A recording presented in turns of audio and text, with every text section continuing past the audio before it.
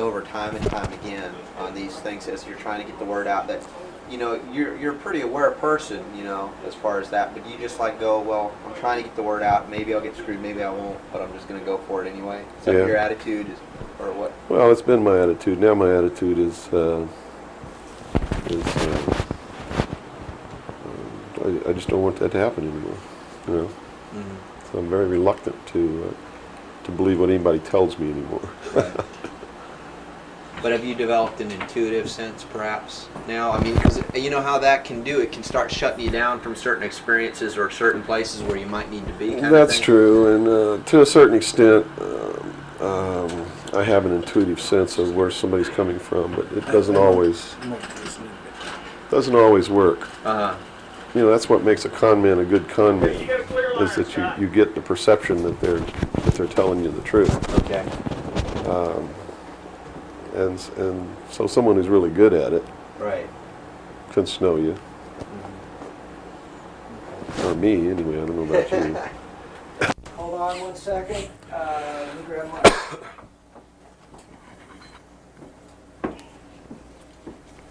Yeah, you want to wipe your face or anything? Yeah, you got it? Okay. You all right, Robert? Mm-hmm. Robert, you set? Yes, I am. Scott, you're set? Yes. Bill, you ready? Yep.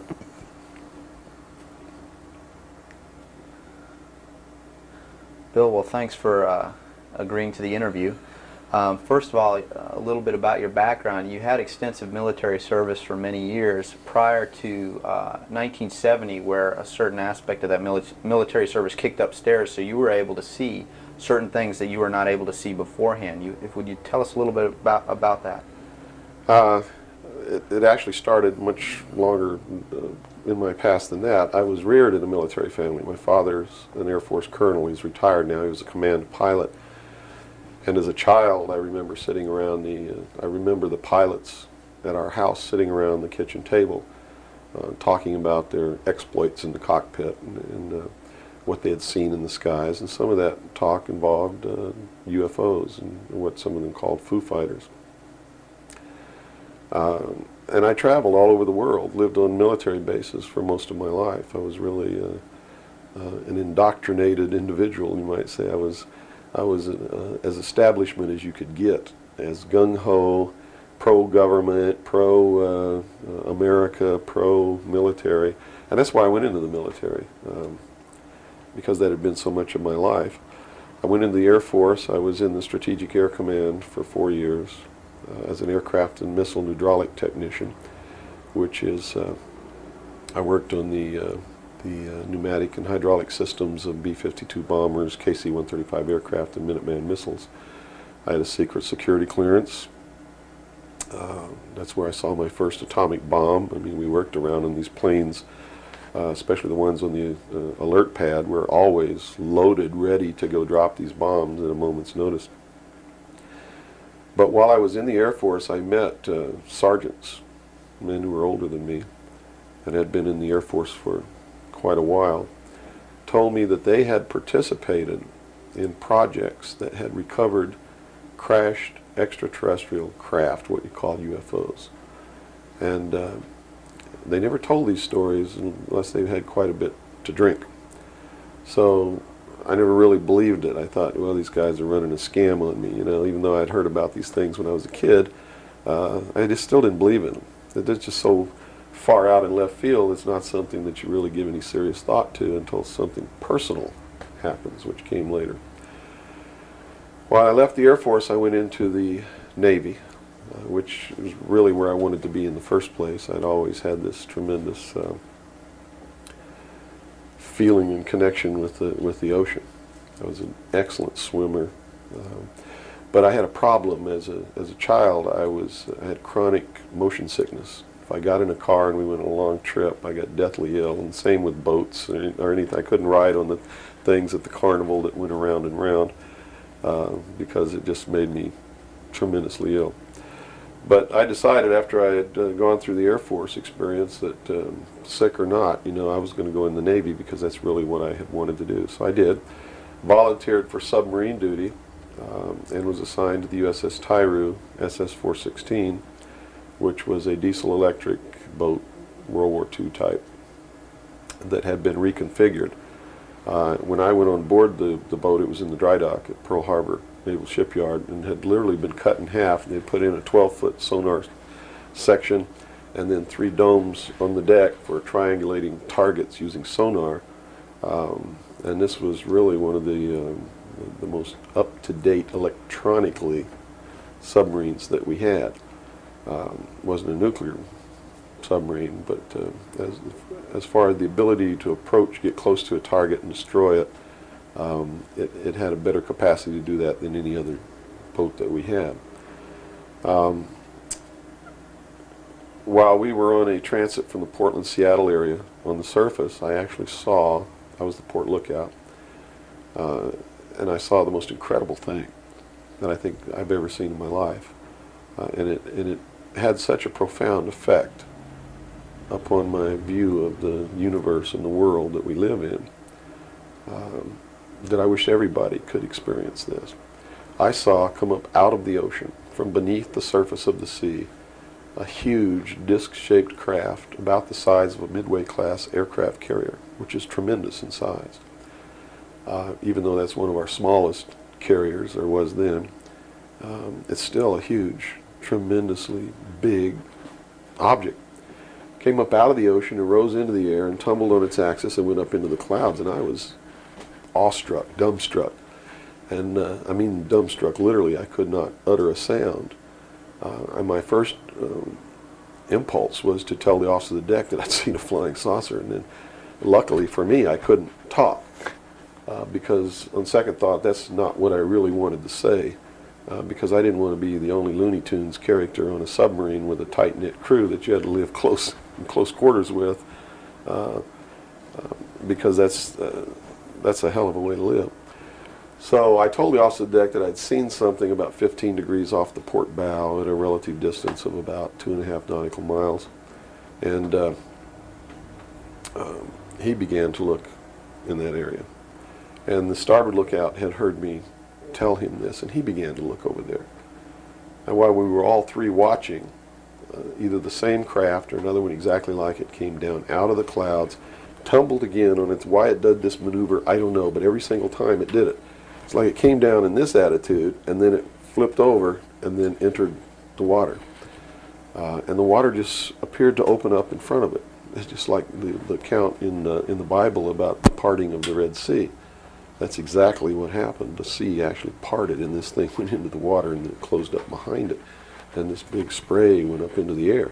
But it wasn't a spray from the craft hitting the water. It was a spray from the water coming back in to fill up this hole that had been created. And again, I'm thinking, this is incredible. What are we looking at here? And it was metal. It was a machine, and it wasn't glowing or anything like that. It didn't have any lights on it that we could see. But it was obviously metal, and it was obviously a machine. And although I can't tell you that there was anyone inside of it, I believe that there was. And it did something that, as far as I knew, was absolutely impossible. I'd been in the Air Force. I'd worked on the state-of-the-art of our aviation capabilities. And here I was on the deck of a submarine in the conning tower, and I knew what we had to be able to have to go underwater, and I knew that the two were incompatible. Here's something that came from under the water and flew in the air and performed maneuvers, and then came back down and interfaced with the water at tremendous speed and remained intact, which realistically it never touched the water. The water sort of magically opened up in front of it, but something had to interface with that water. Anything that we had that interfaced with the water in that manner would have been disintegrated. It's like hitting a brick wall. So I was looking at a technology that, as far as our laws of physics and what we knew at that time, didn't exist. This was in 1966. Ensign Ball was as shocked as I was. He called the captain to the bridge, who came up with the chief quartermaster, who brought a camera. And we all stood there and watched this occur over and over again for about 10 minutes. And I still to this day don't know if it was the same craft or a whole bunch of different craft going in and out of the water. But it seemed like that there was a hell of a lot of traffic on that freeway right there. And we were watching it as we went by. We never changed course. We never lowered or increased our speed. We made no attempt to communicate or signal. We made no attempt to get closer. And eventually, it just stopped. We were told not to discuss it with anyone, not even amongst ourselves, which was incredible. I never had been told anything like that in my life. You know, you can't talk about something. And to be told that we couldn't even talk about it amongst ourselves was even more extraordinary, I thought. But we didn't. We didn't talk about it. When we got to Pearl Harbor, all the time the chief quartermaster was taking pictures of this. So I know photographs were made. What happened to those photographs, I have no idea. But when we reached Pearl Harbor, we were not allowed to go ashore to go on liberty, even though we didn't have the duty. And about 2 hours after we berthed at the submarine base, a commander from the Office of Naval Intelligence came on board and debriefed each one of us individually in the captain's stateroom. And the ultimate outcome of the debriefing was that we didn't see anything, we didn't hear anything, and we had to read rules and regulations that told us that if we ever talked about what it was that we didn't see, that we could be imprisoned, we could be fined $10,000, we could lose all pay and allowances due or ever to become due. And I learned at that moment that the United States Navy didn't want anybody to know about what we saw, and that severe consequences could come down around the neck of anybody who did. And that was when I understood fully that, yeah, there's a real cover-up. These things do exist, number one, and at least the United States Navy doesn't want anybody to know about it. And there's stiff penalties for anybody who bucks that. Mm-hmm. Moving forward a few years from, what, 1966, I believe, you gained a special security clearance that revealed to you certain documents, or were revealed to you, or that you saw, yes, relating to this very cover-up. To this and many other things.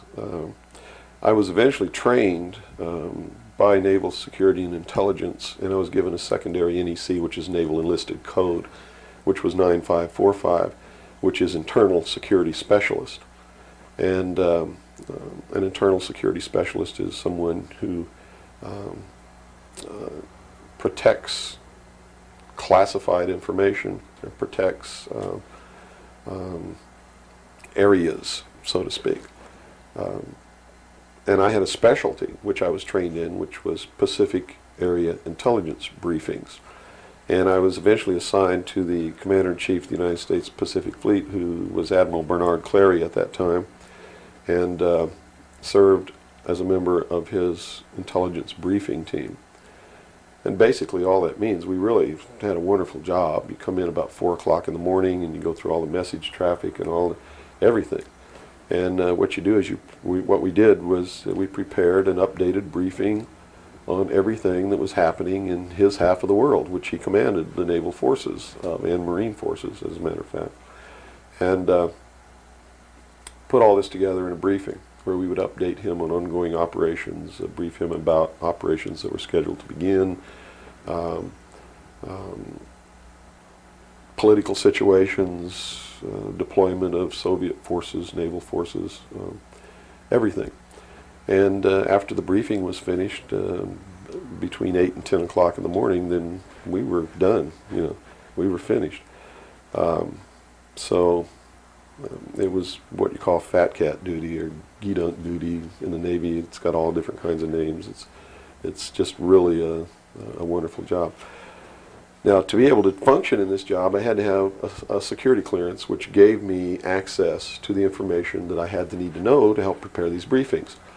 And when I first was assigned to the command, I was attached to the OPSTAT office under Lieutenant Commander Mercado, which was operational status reporting, and while I waited for my security clearance, and it took 6 months to get it. What I eventually ended up with was a top secret Q clearance with an SCI attachment, which means sensitive compartmentalized information, and there were no blocks. In other words, there was nothing confining me to only certain compartmentalized information. I had access to whatever the admiral and his staff had access to, because we had to prepare briefings and brief these people on all of these things. And I'm sure that at first I was tested and wasn't shown a whole lot, but eventually when they began to have confidence in me, I began to see things coming across my desk that were just absolutely incredible. And a lot of it is really hard to talk about because it's so far outside the normal concept of reality for the average American that that they're going to find a hard time believing any of it. Mm-hmm. But I saw documents that were labeled under the classification top secret, and the compartmentalized the compartment that was put into was called Magic, M-A-J-I-C. Mm-hmm. Which told me that that UFOs are real, which I already knew. I'd seen one. Right. But this went farther than that. It told me that they were extraterrestrial in origin, that there were 4 different extraterrestrial species or races visiting this Earth, and that they had actually entered into an agreement with the United States government with one of these species of alien beings to exchange technology, and it told me all the projects that was underneath this. Project Red Light was actually the testing of extraterrestrial craft. Project Plato was a diplomatic project. Pounce was the recovery of technology. Pluto was the application of that technology to our own secret space program, not the public space program. There are 2 different space programs. One is what the public gets to see, mm-hmm. Which is overseen by NASA, and the other one is a secret space program that nobody gets to see, which is really overseen by the Navy Department under specialized compartmentalized black projects, and what these people are doing in secret is just absolutely incredible. I also saw documents under an operation called Operation Majority, which outlined the plans to bring together a one-world government. It also included extraterrestrial information within that. Project Grudge, which was the second project. First was Sign, and then Project Grudge, which contained all of the extraterrestrial information up to a certain point. I forget the year cutoff. And then it was contained after that in another project called Project Aquarius, which was the accumulation of the whole history of alien interaction on planet Earth. But I have to say at this point that I don't know if those documents were really telling the truth or not. They could have been showing me these things so that eventually I would go out and talk about this. And maybe that'll become clear to you later why they may have done that. It could be real. So. Mm-hmm. But at this point, from a personal standpoint, what was it that, based on your experience in '66, and they said, absolutely do not reveal this to anybody, and here we are a few years later, and you're seeing documents that proved that what you saw was real. Mm-hmm. What was the one factor or a number of factors that led you to the decision to say, I've got to get this out, I've got to tell people about this? I saw contingency plans called Majestic. And these contingency plans were to, first place, a contingency is a plan that can be implemented if certain things occur. Right. And the certain things that would have tripped this contingency plan are, number one, the public sector is getting too close to the truth, so they have to implement this to get them steered off the track. Or number two, we don't want to tell the public the truth about the alien presence, but there's so much alien activity occurring that the public is on the verge of finding out anyway. Let's tell them this story so that it doesn't cause consequences that we don't want. Mm-hmm. And that plan was called Majestic. I was in a bookstore one time. I'd never seen UFO magazine. Didn't even know it existed. In fact, I didn't even know that there was a UFO culture in the world of people who who study UFOs or worship UFOs or have little UFO meetings. I had no idea that that was occurring. I was in a bookstore one time and I was looking at the magazine rack. I'm an avid reader and I'm always in bookstores. And this one day I saw a magazine just popped right out at me, at UFO. And I picked it up and I looked inside and here is Majestic. All right there. And even the people who had been named to implement the plan were the ones who were actually implementing it. William Moore, Stanton Friedman.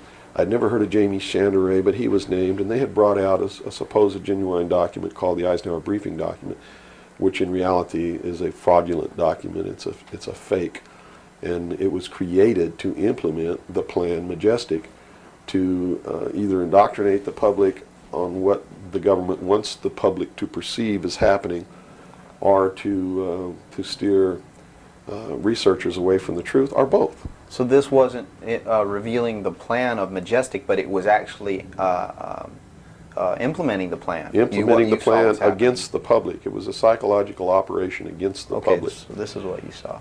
So immediately my head began to spin around, and I began to think, God, I've got to tell people that they're being manipulated. This is a lie. And it really, if the public were using their own intellect, they would know that it was a lie. The executive order quoted for this document was in 92,000 something.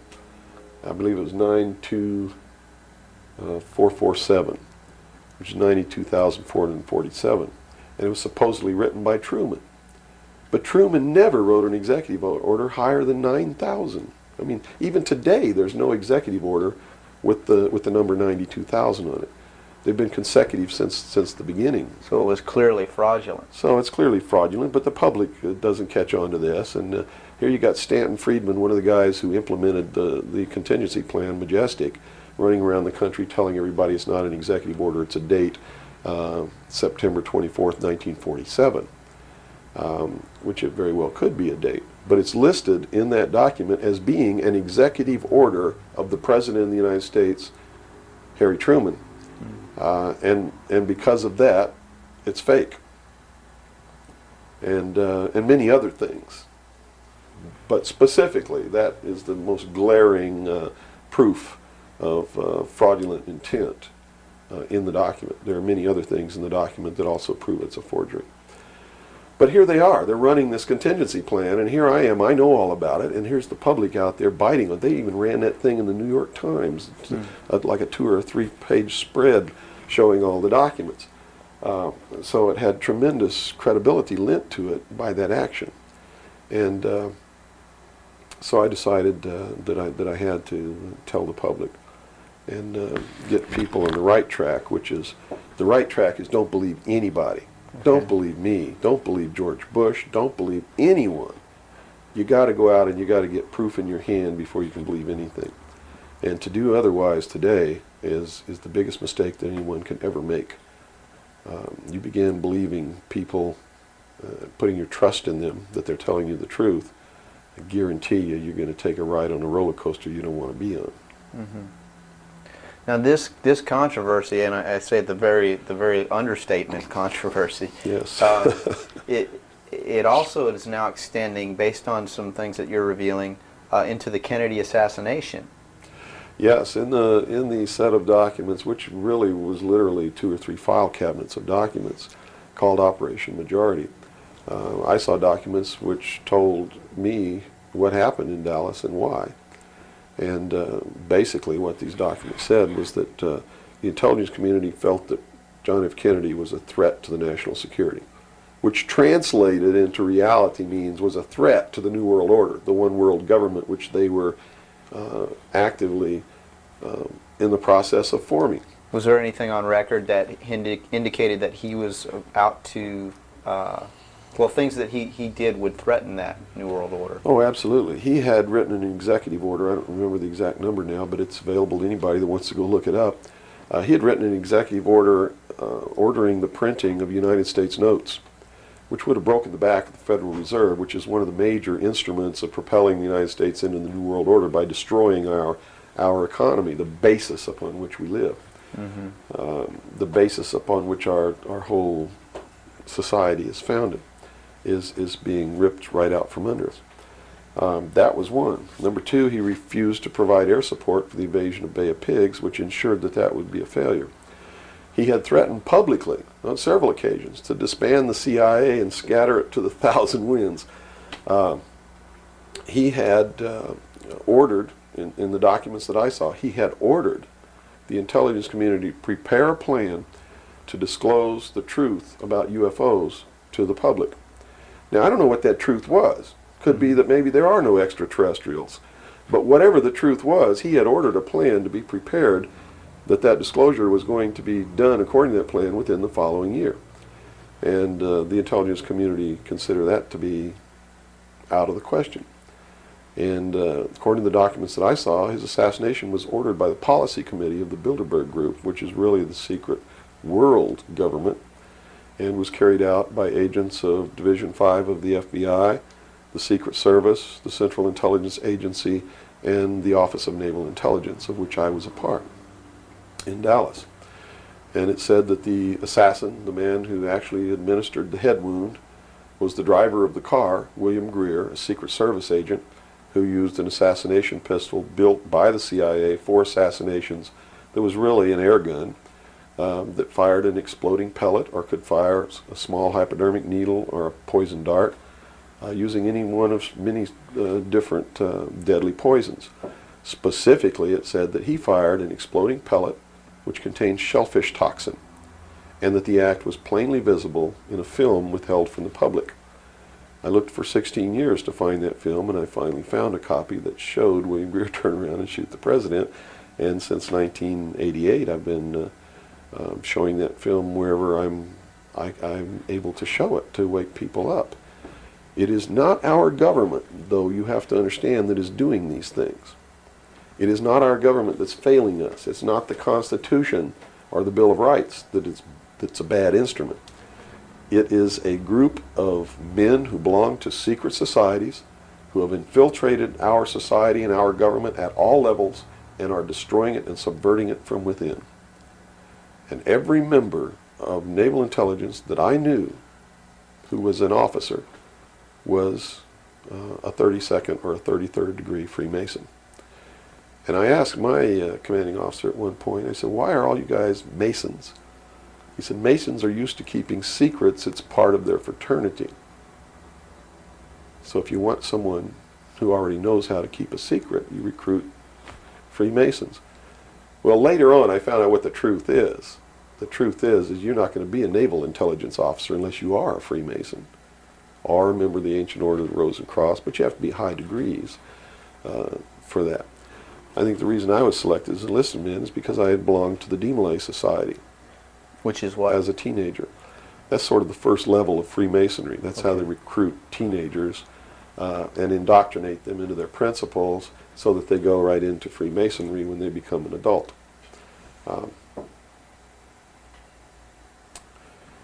So basically that's the story. Yeah. Okay. Well, based on the information that you're revealing, which would seem to be equally or if not more of a threat than what Kennedy was originally planning on doing, is actually revealing the underlying cause of all of this. Why is it that you are here today, or how is it that you are here today and you're not, you know, conveniently taken away and put in a padded cell somewhere so that you can't speak of these things? Well, I really don't know the true answer to that question, because you would have to ask them to find out why they haven't done anything. But I can tell you this, I began to reveal information in 1976, and I was physically attacked on 2 occasions. My skull was caved in, that's what all these scars are here. On the second attack I lost my leg, they visited me in the hospital. They had no intention of killing me, they were delivering a message to me. Shut up. And that was the message that came through loud and clear. And 2 men who identified themselves with identification cards who belonged to the Defense Investigative Service, which is really the Defense Intelligence Agency, asked me if I was going to shut up or they were going to have to do it right. And I told them, I said, you don't have to worry about me. I'm going to be a good little boy for the rest of my life, and yeah, I'm going to shut my mouth. And I did for 16 years, kept silent until I saw this UFO magazine in a bookstore, which indicated that they had implemented the contingency plan called Majestic. But if you want to know what I think the reason is, I believe that there are several. One, they've had a plan that's been in force since the 40s to debunk, ridicule, destroy anybody who ever talks about these subjects. And the public has been thoroughly indoctrinated that if you talk about any of these things that I'm talking about, you're just another nut. So the public, by and large, doesn't pay any attention to it. So in that sense, I'm not a threat. If the president had come on television and said, hey, this is what's going on, then they would have listened and they'd pay attention to it. But people like me, they perceive me as being just another loony bin, fruitcake, nut, which I assure you I'm not. But that's the perception that they've been brainwashed into believing. And so that's what they believe. Number two, I am so much in front of the public from the very beginning when I began to talk. And that's how I protected myself, or at least that's what I thought would protect me, and so far it's proven to be right, was that if I got literally in front of the public overnight, in front of a large public, that they wouldn't do anything to me because it would substantiate what it was that I'm saying. And they certainly don't want to do that. It would also create a martyr, and martyrs create tremendously dangerous political movements that they don't want that either. So literally within a 24-hour period, I spent $27,000 mailing a thick packet of information all over the world to people I'd never heard of, didn't know. We went down and got some mailing lists and just mailed this stuff all over the world. And so literally, when people opened these packages in their mailbox, and it was a perfect plan because they couldn't stop it. They didn't even know I was going to do it in the first place. And since we sent it all over the world, once it was out, there's no way they could retrieve it. At least no way that I can conceive of. So literally within 24 hours, I was a public presence. And people were asking all over the world, who's Bill Cooper? Is this true? Look what I got in the mail. And just literally flipped the world over on its ear. And I've been in front of the public ever since. So I think basically those are the reasons. They don't believe that the public's really going to listen to me, and so far that's been true. There is a small group of people all over the world who are awakening, who are beginning to understand that they've been living their life in fantasy land, and who are actively seeking the truth. But by and large, when the secret power structure says, as I've put in the first chapter of my book, right out of one of their own technical manuals, that a nation or world of people who do not use their intelligence are no better than animals who do not have intelligence, and thus are stakes on the table by choice and consent, they're absolutely right about the majority of people. It's one of the things that has been an illumination to me, is that they're not always wrong. And many of their goals are the right goals, but the method that they're using to reach that goal is the wrong method. In other words, if you set out to create a perfect world where there will never be any more killing, but to reach that point, you kill 2 billion people, you have become what you're trying to avoid. Right. And it can't happen that way. If you want to create a world of peace, it has to be done by peaceful methods. Means.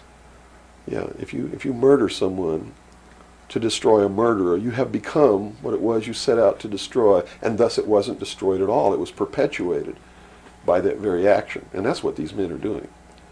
They rationalize everything they do so that they feel better about it.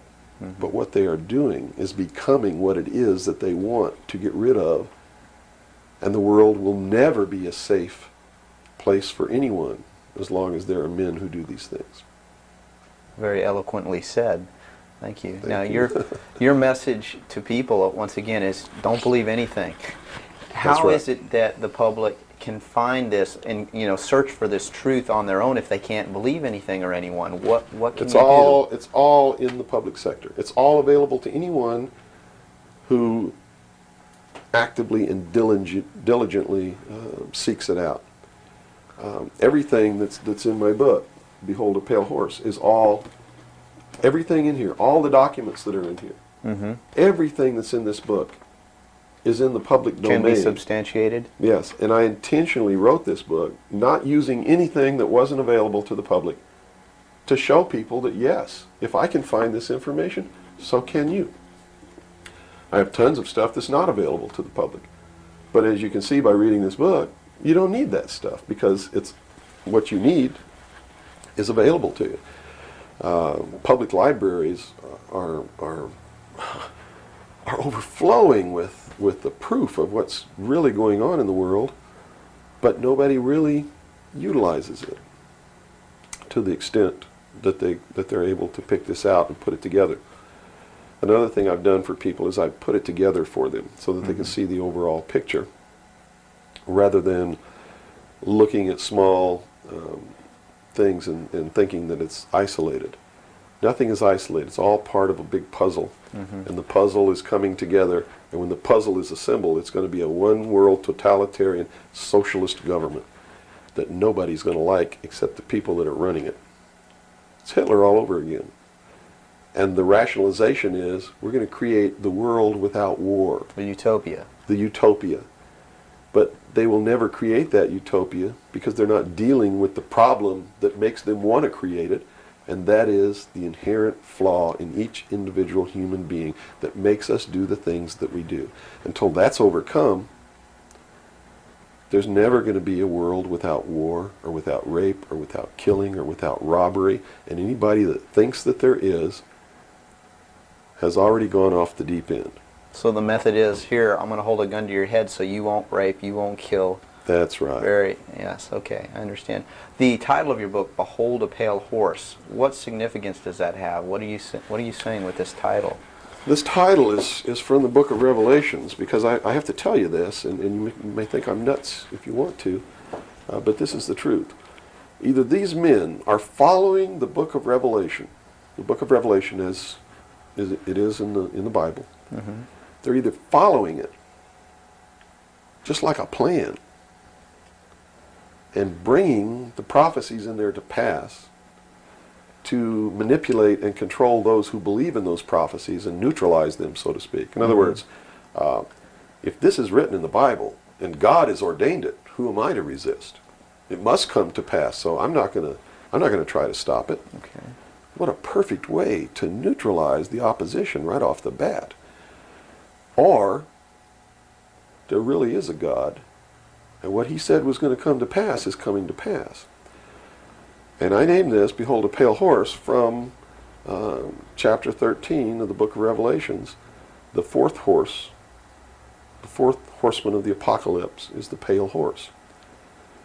And I looked, and behold a pale horse, and his name that sat upon him was Death. And hell followed with him, and power was given unto them over the fourth part of the earth, to kill with sword, and with hunger, and with the beasts of the earth. And that is taking place now today. The fourth horseman is riding across the world now. That's what AIDS is all about. That's what all these little brush fire wars all over the world are all about. That's what's happening. That's why cancer cures are suppressed. It's because they fully intend to kill a minimum of 2 billion people by the year 2000. AIDS is an invention of man. It is not a natural disease, and it has been implemented and placed into the population as a population control. And when they did it, they had the cure before they did it. And when they deem that enough people have died or been killed, they will say, we have a cure for AIDS. And everybody will be called to report to some place to get an inoculation, which is going to do two things. One, it's going to stop AIDS in its tracks. And number two, it's going to implant a device which will be able to be used to track each individual person and maybe even to control those people. And that's what the pet implant program is all about. It's not about finding lost pets. They don't give a damn about pets, and they would never put a satellite in orbit to find a lost pet, but yet there's a satellite up there that they're using to find pets that have been implanted with these devices. They're testing this program on pets that's going to be used in human beings. And in the Los Angeles Times in 1989, they ran an article. It was 10 forecasts for the coming decade, was the title of the article. I have a copy of it in my research center. And number 5, I believe it was number 5, in those 10 forecasts for the coming decade was chemical or electronic implants to control individual behavior on a 24-hour basis, unquote. So it's not hidden at all. It's there for anybody who wants to look. But nobody's looking. Nobody's looking. They believe, and I believe that they're right, that the biggest danger to mankind right now is man himself, population. A study in 1957 told them that by 1990 the world population would double in 33 years. Can you imagine that? The world population of human beings doubled in 33 years. Mm-hmm. And they knew that it's an exponential doubling. Throughout history, every time it's doubled, the interval has gotten shorter. So that was 33 years. The next doubling will take place in approximately 28 years. The next one after that, approximately 24 years. Can you imagine if the world population doubles again in 28 years from 1990? In other words, in the year 2018, the world population doubles. And we're having problems with food supplies and timber and clean water and clean air now. And then after that, it doubles again in another 24 years. That's why they created AIDS. Because they didn't want to have to go around the world and say, you, and you up against the wall, you've got to die today. And shoot them. They did it in a manner to where they could target what they consider to be undesirable populations. And I want it very clear that I don't agree with them on this. They specifically targeted blacks, Hispanics, and homosexuals for complete eradication. And AIDS is really going through those populations, and it's really doing a number on blacks, Hispanics, and homosexuals. That theory has made news. I've heard that before, and, Well, and this it's been isn't a debunked theory. very clear by the public, saying, "Oh, that's ridiculous." But you're saying that Well, that may indeed be the case. It's not ridiculous. I actually saw this in documents, and Oh, the project okay. name was Project Naomi. MK Naomi was the name of it. It was a CIA project. The AIDS, whatever causes AIDS, whatever that turns out to be, according to those documents, was developed at Fort Detrick, Maryland, under a CIA project called MK Naomi. It was financed by $10 million for the Department of the Army's biological warfare programs. It was carried out, supervised by the CIA, carried out by scientists who worked for the Special Operations Division of the Department of Defense. And it's doing its job. And would you assume if AIDS doesn't work, there's a contingency plan for that even? Well, I think that they have other things out there working concurrently. One thing I've learned about these men is they don't just do one thing. In case the public discovers what they're doing, or discovers that somebody's doing, whether they know who's really doing it or not, and stops it. What they have running is several concurrently running plans, so that if one or two fail, the other ones are going to take care of the problem. It sounds pretty hopeless. I mean, based on that scenario, is there anything, any uprising or what? Yeah, there is, but it requires that people wake up.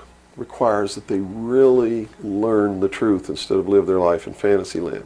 You see, because nothing can exist without the consent of the people. Unless they buy it, it's not going to happen. And all of these plans lead to the public's ultimate acceptance of what they're going to do. In fact, they're designed to make the public ask for it. For instance, the burning of the rainforest in Brazil. I know people who are just up in arms. Stop this. We've got to stop the burning of the rainforest. Which is exactly what the burning of the rainforest is designed to do. Because Brazil is a sovereign nation, right? How can you tell a sovereign nation to stop burning its own forest? You can't. What they're asking for is control over a sovereign nation by a world governing body who can then send troops, a police force, to make Brazil stop burning the rainforest. And that's why they started the burning of the rainforest in the first place. You see, they went down there and they built a road across the Amazon jungle that went nowhere. There was no reason for this road to be built. There was no place to go. It doesn't go from here to a city on the other side. It just goes across the jungle and ends. And they built this road, on purpose, because they knew that most of the people in Brazil are so dirt poor that they would see this road as the answer to their prayers. Free land, free timber, a way to support their family, a way to become wealthy, or at least more wealthy than they were, which was no wealthy. Mm-hmm. And that's exactly what happened. Millions of people headed out down this road and staked out some land and burned the forest and tried to grow crops. And they found that rainforest is no good for growing crops. It'll grow one crop, and then you got to go burn more trees and plant another crop because the soil is poor. And that's what's happening. Mm-hmm. And that's why the forest is being burned. And it was done intentionally to create the scream of stop burning the rainforest, so that then they could offer the solution. The solution is a world governing body that can then order and enforce that order of Brazil to stop burning So the rainforest. the green movement worldwide is As a now just a manipulation. manipulation Yes. of. Now it's been proposed time and again too that big business is behind things like this, and that would represent a capitalist approach. But what you're saying is we're heading toward a socialist approach based on this scenario. You have to understand the difference between capitalism, socialism, communism, what all of these things really mean. You have to understand that what the difference is between right wing and left wing. People, they use these phrases all the time, and they don't even know what these things mean. And it's just incredible to me to hear a socialist calling someone else a Nazi. Because Nazi means National Socialism. So here's a socialist calling a right-wing guy a Nazi, when what he should be calling the right-wing guy is anarchist. People on the right want no control. Mm-hmm. They're really anarchists. So Okay? they would, in theory then, or in fact, be in opposition to this ultimate movement. Yes. Whereas in appearance, they would be the ones behind it. Well, when you have a misunderstanding of what the terms mean, yes. Okay. Right-wing on the far right is total anarchy. They don't want anybody controlling anything that they do, and they believe that people are responsible enough that the world can exist without government, Okay. or the very minimal government that it would take to. On the far left, on the other hand, they believe that the government should be in total control and should be supply man with all of his needs. Well, creating a whole society that's dependent. Right. A republic is somewhere in the middle. It's governance by laws. Laws are decided by representatives who are elected by the people. And according to the theory, the representatives will do what is right, whether they get elected or not, because it's not really a democracy. A democracy is far left. People don't understand. We don't live in a democracy. This country is not a democracy. It is a republic. A democracy is ruled by the mob. The mob always votes themselves every kind of benefit that they can vote themselves. And whenever you do that, it means large, tremendously overpowering government in control. They vote themselves into dependency. That's it. They Okay. vote themselves into a dictatorship is what they do, where they lose all of the benefits that they intended to vote themselves into in the first place. Okay. And democracies are extremely dangerous to minorities, because if the majority of people don't like you, Right. they're going to vote that they kill you, and they can, that's it. Democracies are dangerous. Democracies are socialists. Democracies are communism. That's what communism is. The definition of communism is everybody doing according to their talents and receiving according to their need. And it doesn't work. We already know it doesn't work. Men, by his inherent nature, is greedy. So those at the top always end up having everything, and those at the bottom end up having nothing in communism. Socialism is different. Socialism usually ends up in a dictatorship, in a very controlling dictatorial government which even owns the people that it governs, so that those who live in fear of not having are provided for what they need, and in turn they worship this oppressive government. Socialists are children who went out into the world, took a look around and said, I can't handle it, and went home to Daddy. Okay. Daddy, protect me. Daddy, feed me. Daddy, loan me your car. Daddy tuck me in at night. Socialists are scared little children who are irresponsible, can't stand on their own 2 feet, and need Daddy to take care of them. Okay. Okay? Now we got the... But what happens when you go home to Daddy and Daddy does all these things for you? Tell me. Well, you never leave the home. You've not got no reason to. In other words, if you're being provided for in that way. You're being provided for, but what does it mean? Doesn't it mean that you have to do what Daddy tells you to do? True. Doesn't You're mean you have under to be his in rules. when Daddy tells you to be in. Doesn't it mean that you can't drive the car to the next town if Daddy tells you you can't. Doesn't it mean that if Daddy tells you to take out the trash, you better take out the trash? Are you beginning to understand the concept? When you ask for favors from Daddy, you have to give up freedom in return. Right. Okay. So socialism always leads to repression of liberty, freedom, equality. All of those things fly out the window so that you can have free health care, Mm-hmm. so that you can have a place to live but you don't have to pay the rent, so that you can have food given to you by the state. And that's where we're headed. Right in this country right now, we're almost totally socialist, and now people are screaming for a national health care policy, Right. health care insurance. Now, the other aspect, once again, I'd like to go into is the anarchy, or the right wing, which we just into that similar... Anarchists believe that they can be responsible, that they won't hurt other people, Okay. that your freedom never ends until it begins to infringe upon someone else's freedom, and that no one should have any control over that there should be no speed limits on the highways. Mm-hmm. The problem is that, again, just like on the socialist side, you have people over here that are human, and human condition means that ultimately somebody's not going to be responsible, that they're going to drive too fast when they've had too much to drink, and they're going to kill innocent people.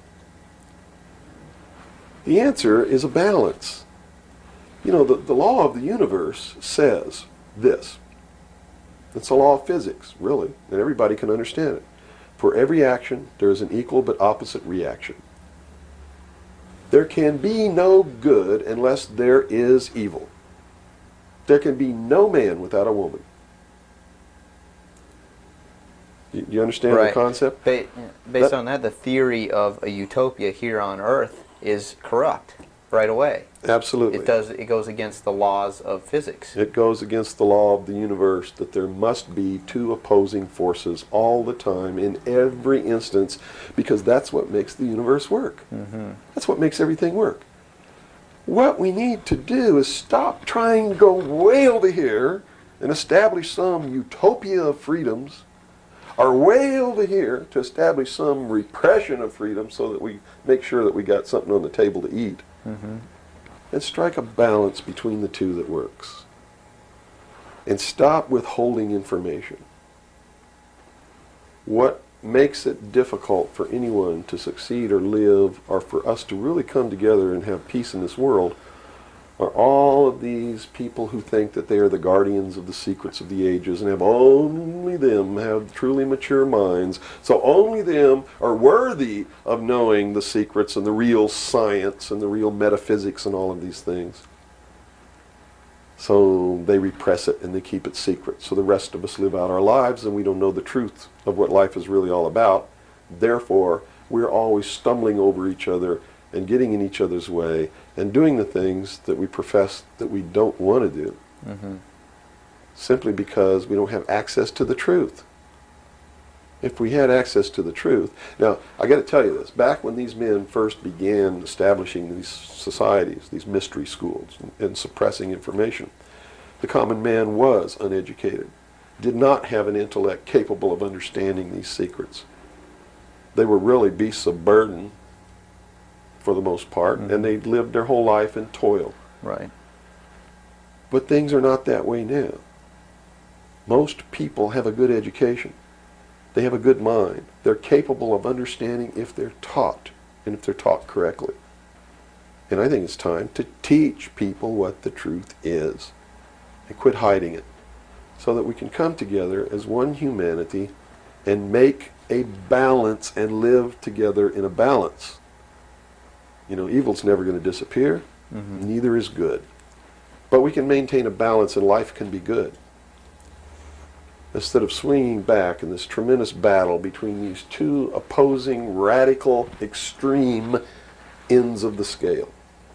That's got to stop.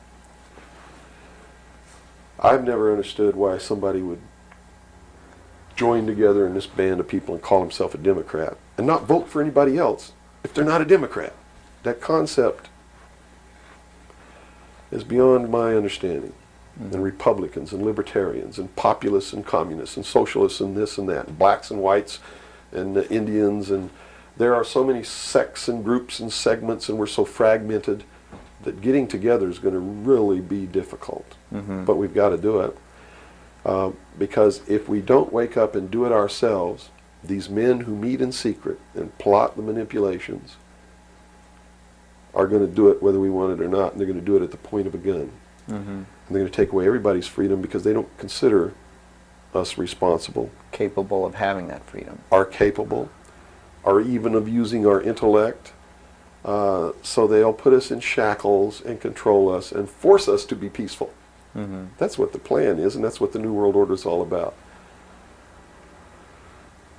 Well, we've run from UFOs right to this, and at first a person might watch this and say, "Wow, this is really strange." But where we've come down to, based on that beginning, is quite in the realm of common sense. Well, it's not strange at all. It's what they've been trained all their life, that if they hear these buzzwords, they're listening to some loony idiot talk and it has no substance to it. Once they get into it, though, and begin to understand that everything is interconnected, it's leading us toward one end, a one-world totalitarian socialist government, and begin to see it coming to pass all around them in their life, and understand that nothing happens by accident. It's been planned for many years. Then they begin to understand that UFOs play a big role in this. Because if they're real, it's the most significant thing that's ever happened in the history of man, and may be the driving force behind locking up the human race. Because how could a UFO land in a place like Macon, Georgia, and somebody who doesn't look like us get out, walk down the street? And I'm not trying to insult the citizens of the state of Georgia. What if they landed in Newark, New Jersey, and got out and walked down the street in a society that kills people because they sit in the wrong seat on a bus? I'd assume now that they'll know about us. Of course they will. They probably already know about you if you've been exposing the truth on your show. Would you assume that our phone lines would be bugged at this point? I don't know. I doubt it. They don't really consider you to be a threat unless you develop a large political following. Oh, okay. So, unless you have a large political following, you're not considered to be a threat to them. Not yet. Because they figure that the people are too stupid to listen to you anyway. And generally, they're right. So we're in the process of educating people then. Yeah. It's the best thing. Education is 60 or 70% of the battle. Yeah. Because people automatically begin to do the right things once they learn what the truth is. They're Robert, educated you to it. said-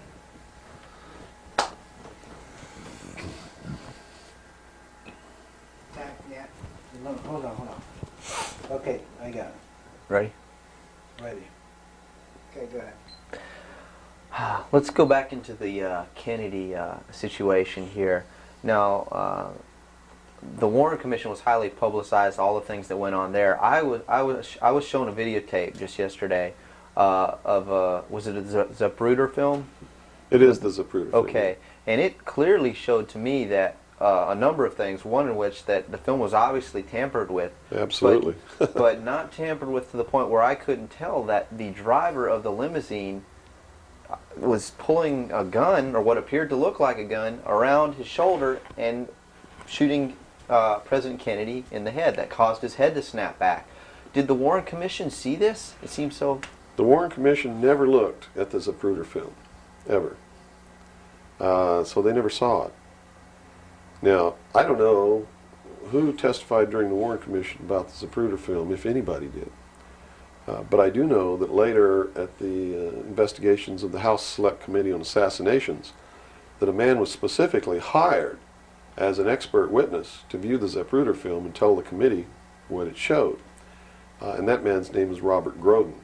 He wrote High Treason, which is a bestseller out now on the Kennedy assassination. And he was one of the many so-called technical experts for the making of Oliver Stone's film called JFK. He's also a fake, a fraud, a traitor, a liar. He was hired by the House Select Committee on Assassinations based upon his resume, which says, very simply, that he is the world's foremost #1 photo analyst, which is a lie. He never went to school in photography. He never was a photographer. He never was a photo analyst. And I got to tell you right now that the world's #1 foremost photo analysts are all come out of the military intelligence community, who are trained to interpret high altitude photography and learn what really is there. He never served in that capacity either. He looked at the Zapruder film and he told Congress, he told the committee in testimony, he testified both in written and in verbal form that William Greer never took his hands off the steering wheel. And that's a blatant lie. I mean, anybody can look at the Zapruder film and see that William Greer takes his hands off the steering wheel.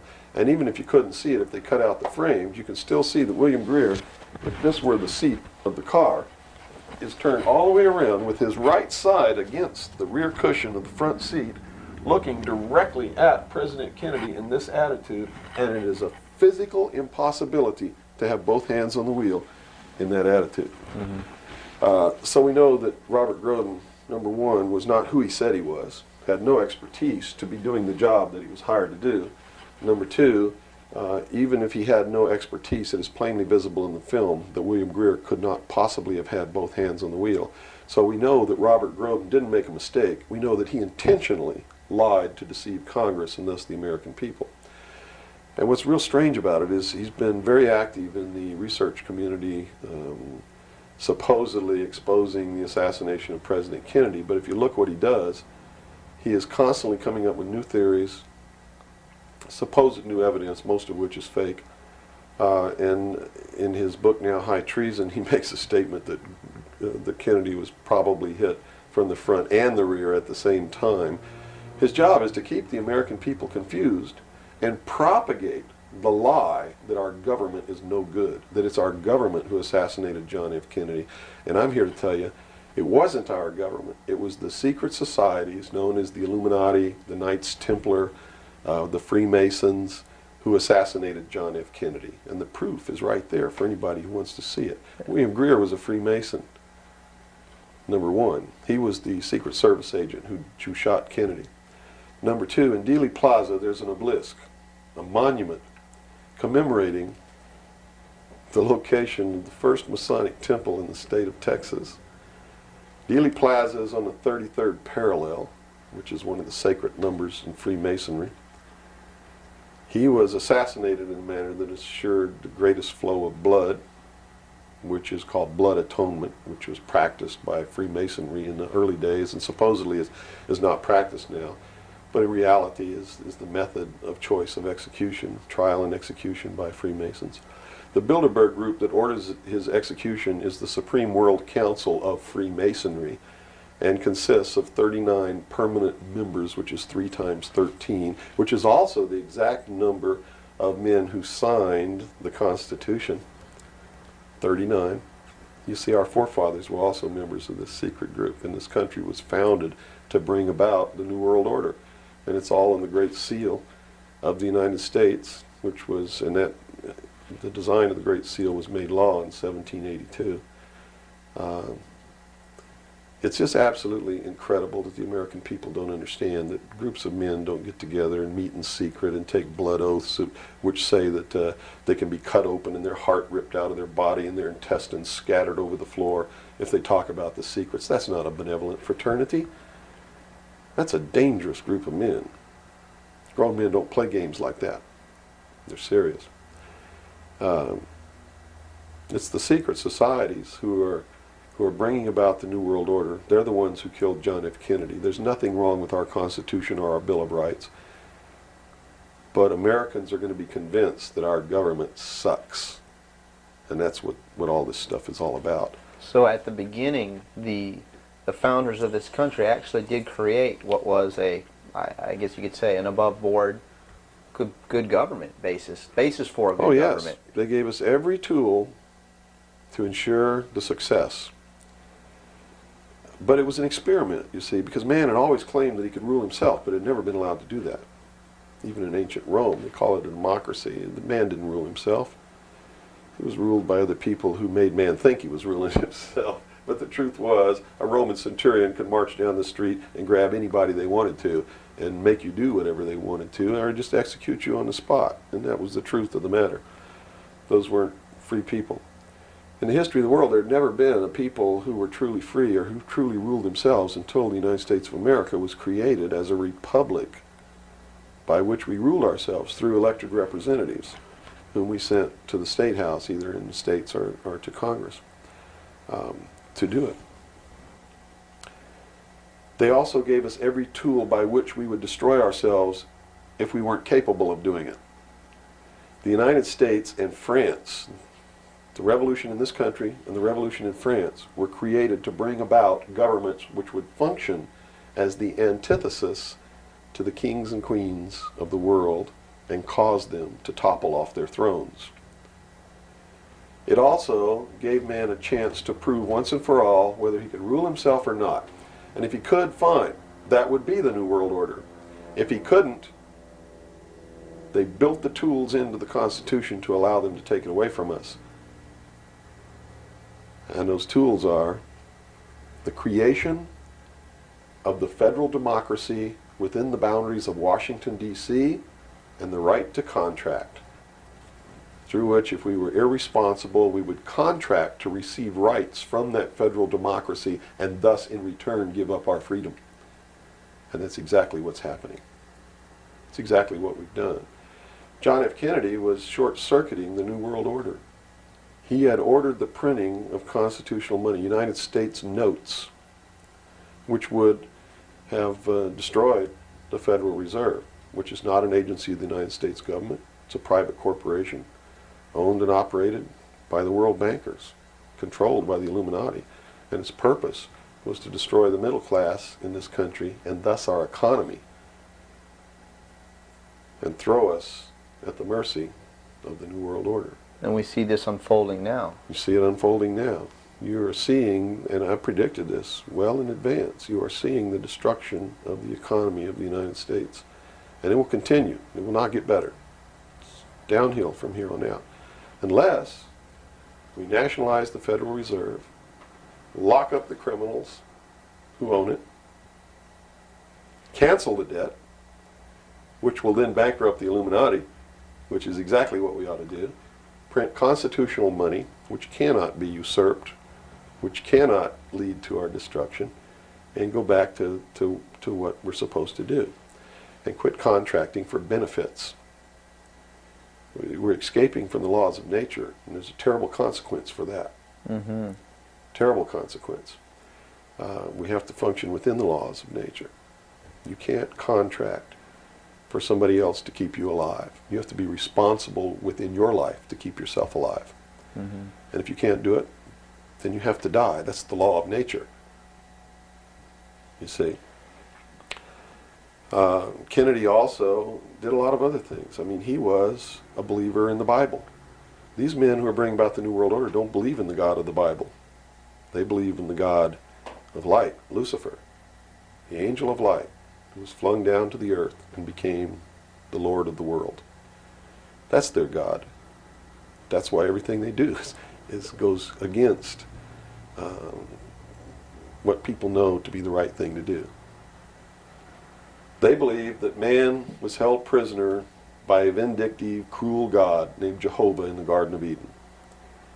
And that Lucifer, through his agent Satan, set man free from the bonds of ignorance to which he was chained to the Garden of Eden, and thus brought the gift of intellect, wisdom, to man, and thus is the true benevolent God. And man, with his intellect and his wisdom and his knowledge, will create technology which will elevate man to the position of God.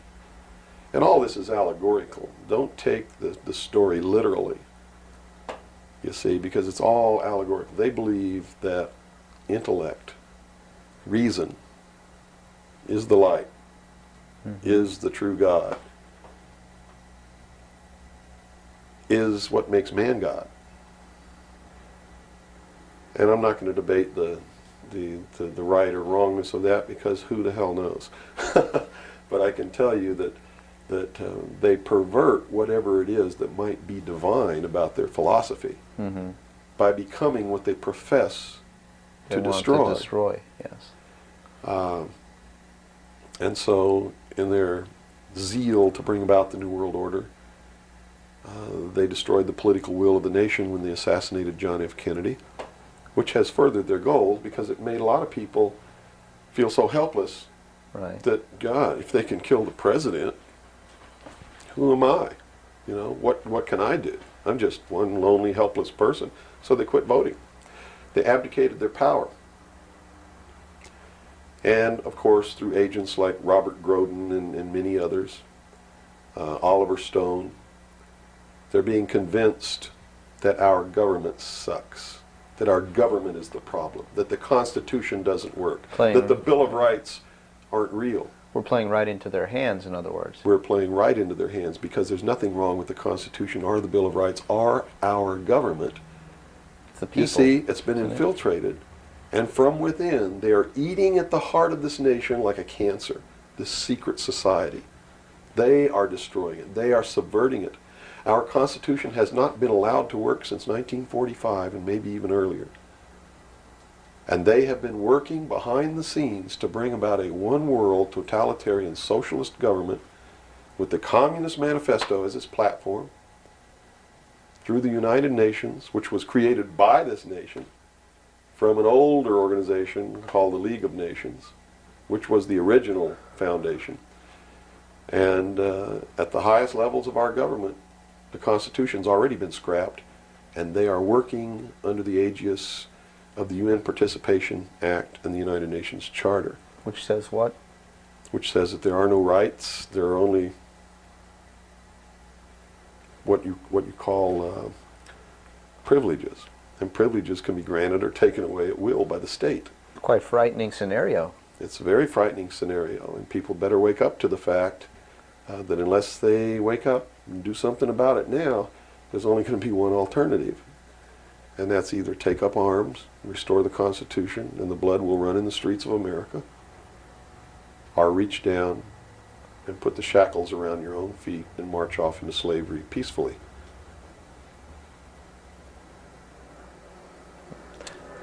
Not going to be easy the coming years. Wow. Now, historically, this may or may not relate, but at least modern world, contemporary world history does not include the stories of Atlantis and Lemuria that go predate. How does that history, and why was that suppressed, or why is it still being suppressed? How might that affect what we are understanding is going on today, or is it related? Well, I'm not sure if a place called Atlantis or Lemuria ever existed or didn't exist. I don't really know.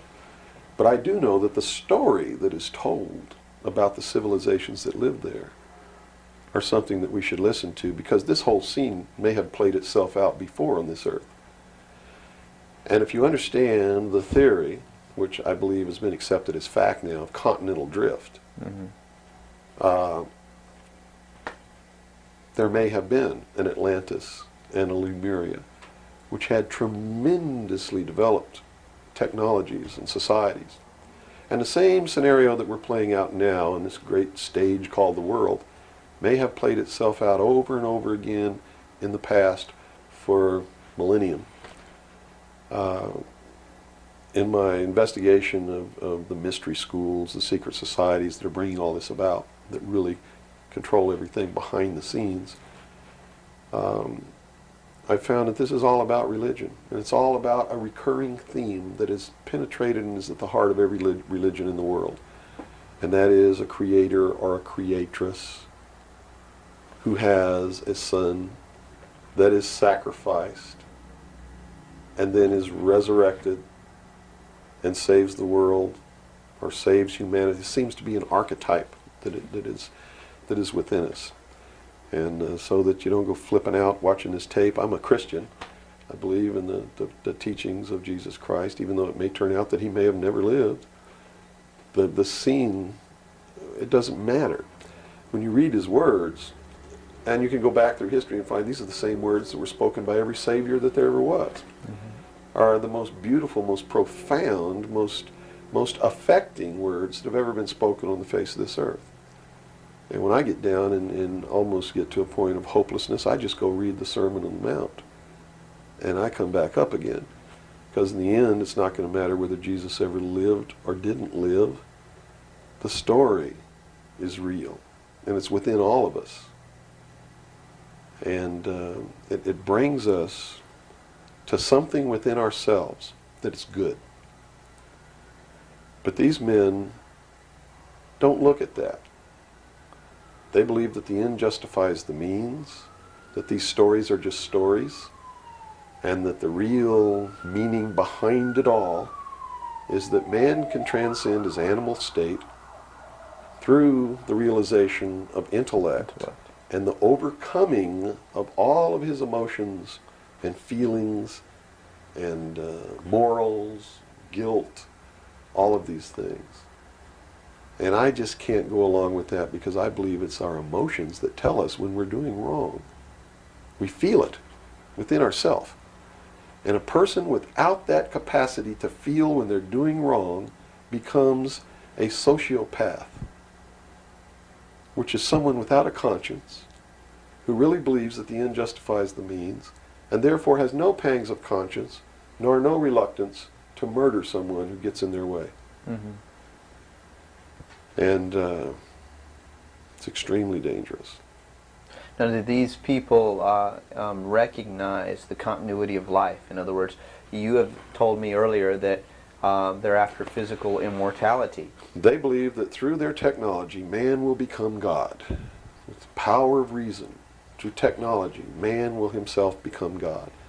They will engineer, just like Hitler wanted to do, the super race who will live forever. And the concept is the same, and the men behind it are the same as Hitler was. When they killed John F. Kennedy, it shows you what kind of men they are. Because they would not stop to kill anyone who gets in their way. And they've never stopped at it. Their goal, literally, to bring about the New World Order, will be to kill approximately 2 billion people before the year 2000. AIDS is one method of doing this. There'll be many more. As they solidify their control, everyone will be given a choice. They'll be presented with a new world religion. They'll be told to renounce Christ, renounce Buddha, renounce Muhammad, join the New World Order, join the New World Religion. If they refuse, they'll be executed. Very simple. And it won't bother them a bit. In fact, according to their belief, they believe they'll be helping these people. And in reality, they will. Because those people will transcend this physical state while they're prisoned here living forever. I feel sorry for them because those of us who will eventually die will transcend the pain and the suffering that goes along with this world. And they're so egotistical that they preserve whatever they do so that the diligent can find out what kind of men these men really are. For instance, the Kennedy assassination, I've been showing a film for 5 years that shows exactly who did it. I show you exactly where Oswald is on the film. He wasn't even on the 6th floor. He was standing in the doorway of the book depository building watching the motorcade go by. And it's incredible. At the same time, you said they would have everybody renounce religion. Yes. Have they as well been using it as a tool for their means? If you're a Christian, you'll be required to renounce Christ and join the New World Religion. Now remember I told you before, that no matter what your religion is or what you think, they are following the scenario in the book of Revelations to a T, right down to the last little bit. If you want to know what's going to happen in the future, if we don't wake up, and through the power of those, see, not one drop of blood ever has to be spilled, and no one has to ever put any chains on their legs or their arms, ever. If people just wake up and exercise what was given to us in our Constitution, the power of the vote, while we still have that power. So you say there is still a possibility for like one individual watching this tape to actually make a difference? You better believe it. How Yes. would that be so? Well, number one, learn what the truth really is. Get away from the fantasy that you've been living. Educate other people, those you know, your family. Once that begins to happen, it spreads. And then if the people decide that they don't want what they have in store for us planned, just through the power of the vote, they can make this country and the world whatever they want it to be. Whatever they want it to be. And there are no limits on that, except to understand that you can never make everything all right, and you can never make everything all bad.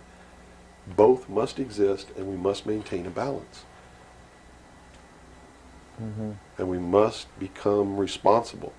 If each individual on this earth learned to walk in a divine state of grace, responsible for themselves, their family, their city, their state, their country, and for the world. And to the laws of nature. And to the laws of nature. And actively participate in solving the problems of yourself, your family, your city, your state, your country, and the world. There could never be a group of men meeting behind closed doors in secret that could ever control anybody. But by abdicating responsibility, by not walking in that divine state of grace, makes possible anyone meeting behind closed doors to bring about the world that they want. And the world that they want may not be the world that you want, or that I want, or that these people watching might want. If you don't participate, you can't complain. If you don't help cook the meal, you got no right to bitch about it. You got to sit down and eat what's put on your plate. If you don't like that, then you should have been in the kitchen helping to prepare the meal, helping to plan it, helping to prepare it, helping to serve it. If you want to sit on your butt in the living room while somebody else prepares the meal for you and decides what it's going to be and puts it on the table, it's too late to say that's not what you wanted to eat. It's too late to say it's not cooked the way you wanted it to cook. Well, that's very simple to understand. And that's right. You got to eat it because you have to eat to live. And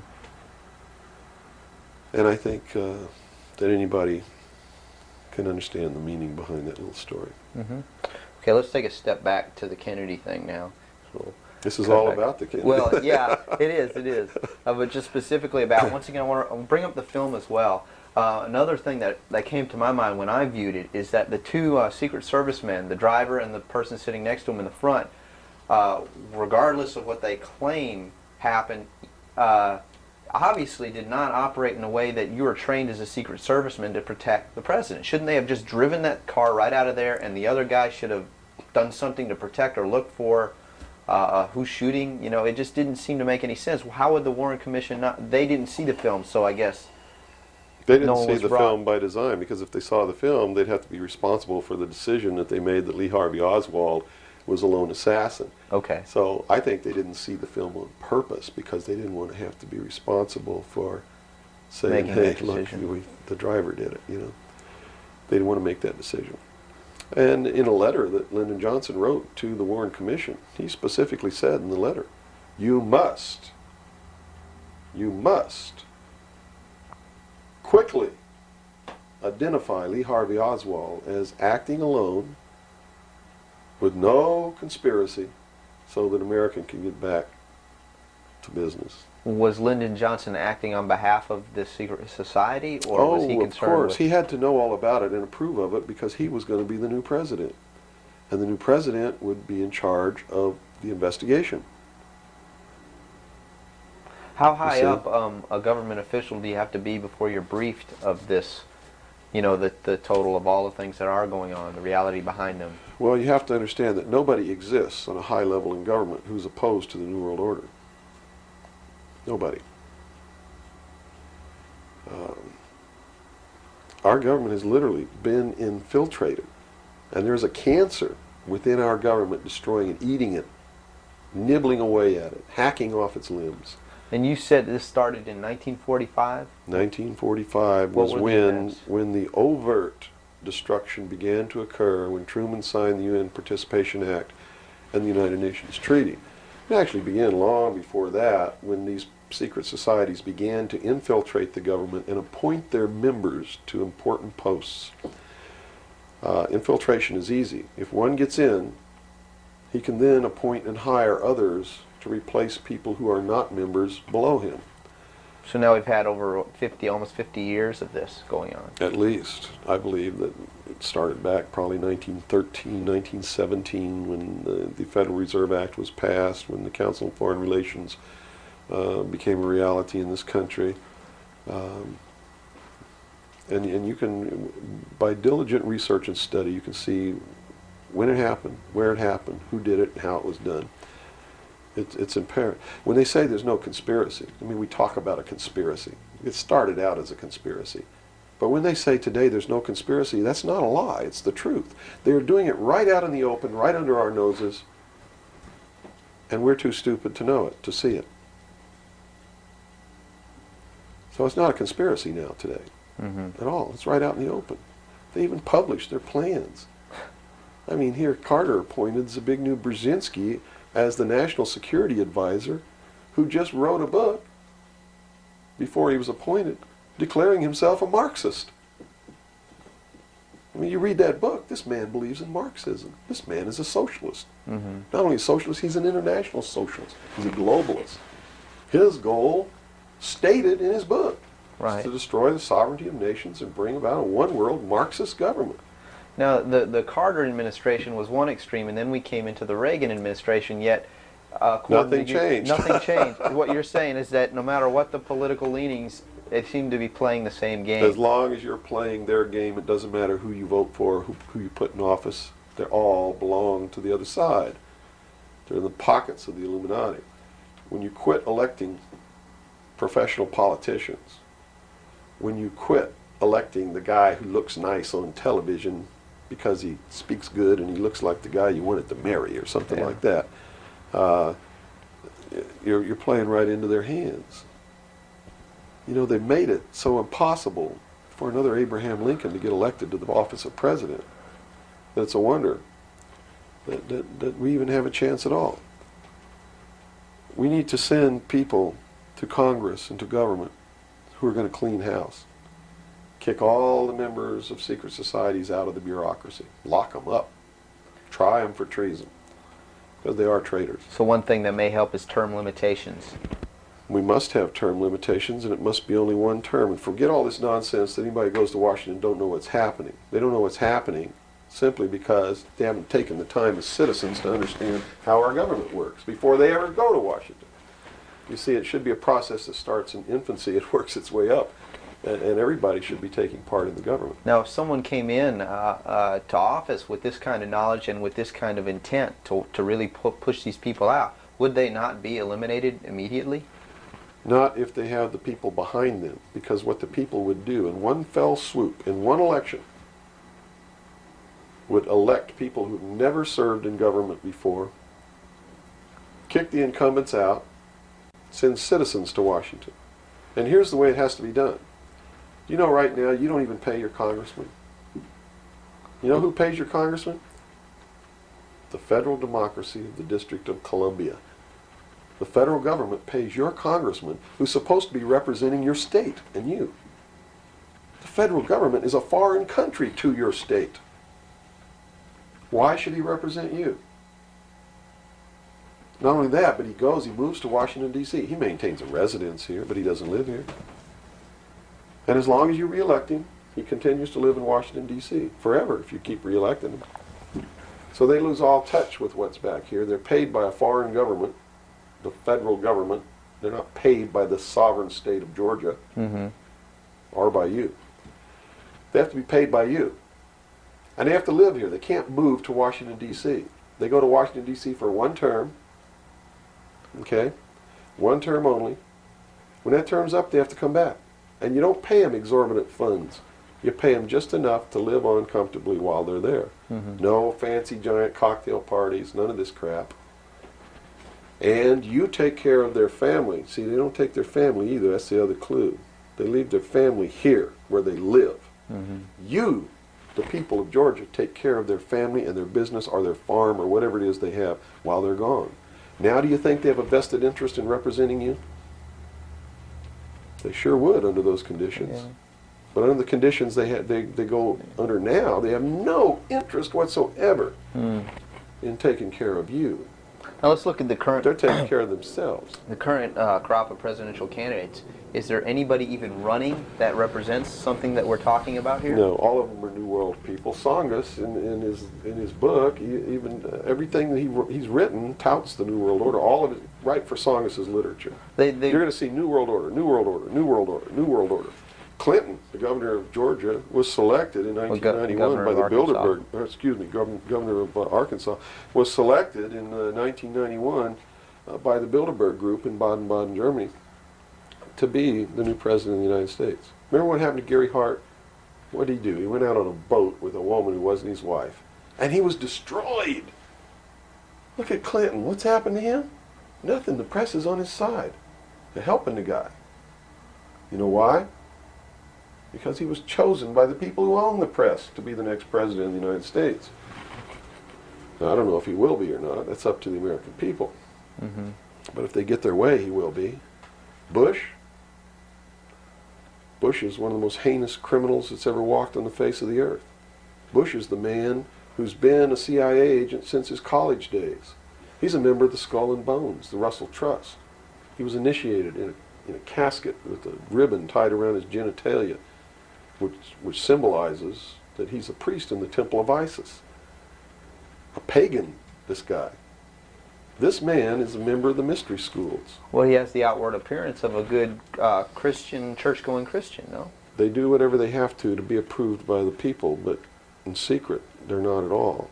This is a man who practices pagan religious rituals, magic. Doesn't matter what you think of all these things.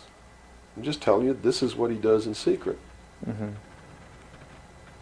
He is the man who, when he was chief executive officer, when he was president of the offshore division of Zapata Oil, organized and began the first large-scale drug smuggling operations into this country. George Bush is the one responsible for the drugs on the streets. And the war against drugs is not a war against drugs, it's a war against the Bill of Rights. We've already lost the Fourth Amendment in this war. That's true. And we're going to lose everything else. You watch on, it amazes me, people watch on Saturday night, cops, top cops, tough cops, 911. All of these stories that are glorifying the police state, and they're falling right into the manipulation. As they watch police with no search warrant, with no court order, break down people's doors, tear out their walls, rip open their mattresses. All in the name of the war on drugs. Pretty sneaky. It's pretty sneaky, all right. You see them stop people in the streets, and the guy's got $400 in his pocket. They don't press any charges. They didn't even have any reasonable suspicion to stop the person and search him. And what do? They take their money, and they don't give it back. And America's watching this. And the stupid idiots, yes, you stupid idiots, you sit there and watch it, not realizing that when you take away that man's freedom, you've also taken away your own. You see, because they can do the same thing to you. Just because you talk a way that they don't like you talking, or because you wear red shoes and they don't like red shoes, they can do the same thing to you. And under the new law, without a court order, without a search warrant, they can break down your door, they can rip open your mattresses, your couches, your walls, they can trash your house. All in the name of the war on drugs. And let's say they don't like the color of your shoes. All they have to do is drop a little pouch of cocaine in your living room, behind your couch, and find it and say, aha, you're a drug dealer. What happens then? Now they can confiscate your house, all your possessions, all your property, all your bank accounts, all your cars, boats, vacation cottages, whatever you have. And they can auction it off within 24 hours without ever even pressing charges against you. Without a court order, without due process, without just compensation. And there's not a damn thing that you can do about it. Not a damn thing. At least right now. At least right now. And the reason you can't do a damn thing about it is because you're the one who brought it about through your stupidity. You're mentally crippled. You're operating from a position of ignorance, apathy, abdication, irresponsibility. We're losing our country, our freedoms, everything. Now, these are strong accusations of the American public. What do you hope to accomplish by angering the very audience that you want to watch and listen to you? Go prove me wrong. Go make me the idiot. In so doing, you're going to find out what the truth is, and maybe you'll wake your up. And if you do, maybe we can save our country. Because I don't really care at this point whether you get mad at me or not. My country's disappearing. My freedoms are disappearing. My daughter's going to live as a slave in the New World Order if you people don't wake up and help me. So, if I had a 2x4, literally, I would smack you upside the head with it. I don't care if you get mad at me. It's beyond that state. You know, I'm willing to put my life on the line. Why would I care if you get mad at me? Mm-hmm. You know? People say, well, don't you feel threatened? Don't you feel like your life is in danger? Are you kidding? You're the people who sent your sons and daughters to fight an illegal, immoral, unjustified war in the Middle East? And that didn't bother you a bit, that they might have got killed over there, and you're worried that I might get hurt or killed? Right here, really defending my country? Really fighting in defense of the Constitution? Right. You brought up the Persian Gulf War. That's something that's still on a lot of people's minds. Based on what you're saying, what was the reason for that war? They should feel really guilty. They should feel really bad about that. I mean, what about a Saddam Hussein that everyone seems to agree is you know, the evil man here, that we had the right to go in and punish, destroy, or whatever? Well, it's funny that the man who purported to want to destroy Saddam Hussein was the man who really built Saddam Hussein when he was in the Central Intelligence Agency. We have been building up Saddam Hussein's arsenal. His technology comes from us in the Soviet Union. We built him up to create that war. We did it for a purpose, and the purpose was, look at this. If George Bush knew what he was doing, how come he didn't know what he was doing? Here's what he said. We've got to send troops to the Middle East because we can't afford to pay $26 a barrel for oil. That's on tape. Next he comes out and he says, no, it's not about the price of oil.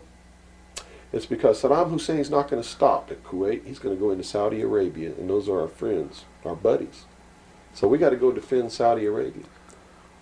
And then James Baker says in a press conference, nope, it's not about Saudi Arabia, it's not about $26 a barrel for oil, it's about jobs. Folks, we're going to get you a job, and to do it, we're willing to kill your sons and daughters. Yes, sir, we're going to send them off to get killed so that you can have a job. Prosperity. That's what it's all about.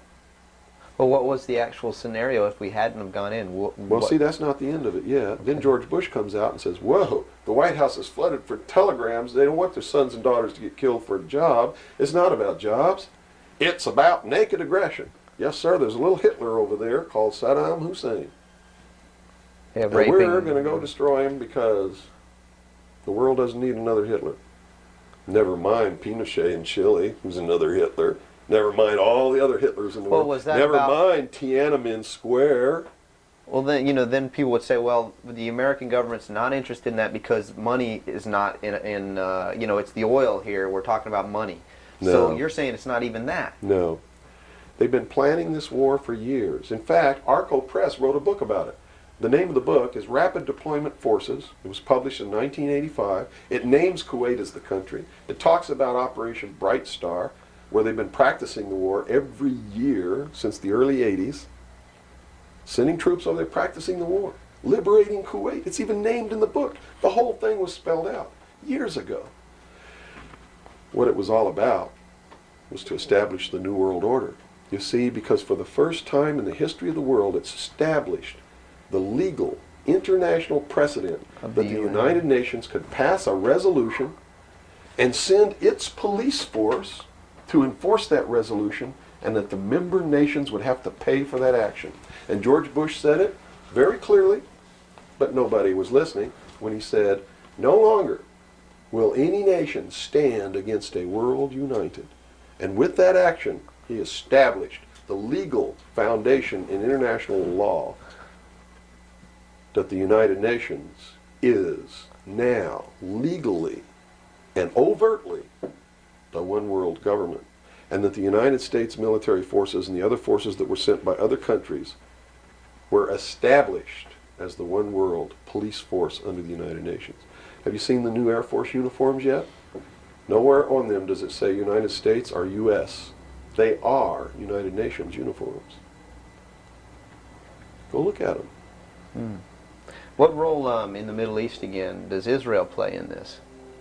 Israel was created as the instrument to bring about the Battle of Armageddon and the fulfillment of prophecy, a war that will be so terrible, where nuclear weapons will be used, so that the American citizens and the other people in the world will get down on their knees and beg for no more war. And what is the answer to that? They're going to be told the only way we can guarantee no more war is if we destroy the sovereignty of nations and we come together as one humanity in a one world government. Right. Now I'm telling you, unless the American people wake up and stop it, starting in about 1996, the Battle of Armageddon will become a reality. Not because two nations got mad at each other and decided to fight, and that's why Saddam Hussein was not destroyed. He will be the instrument that will bring that to pass. Right. Yeah, they purposely did not go in and do that. Saddam Hussein will be portrayed as the Antichrist. Babylon is in Iraq. Read the book of Revelations. Whether you believe in the book or not, read it, because the men who are bringing this about are using it as their script. Well, the UN did indeed charter Israel as a sovereign nation. They were the ones who created this state. That is correct. It was really created by Great Britain and the United States, with the United States being the major